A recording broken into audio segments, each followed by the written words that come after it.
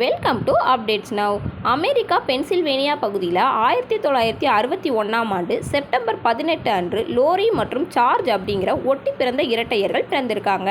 இவர்களது தலை ஒட்டி இருக்குமாம். இவர்கள் ஒருவரை ஒருவர் பார்த்தபடி இவர்களது உடல் அமைப்பு இருக்குமாம்.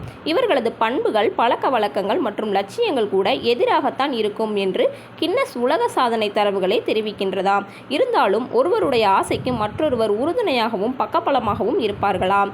இதில் சார்ஜ் பாடல் பாடுவது, பயணம் செய்வதில் ஆர்வம் உள்ளவராகவும், லோரி விருது வென்ற பந்து வீச்சாளராகவும் இருந்திருக்கிறார்களாம்.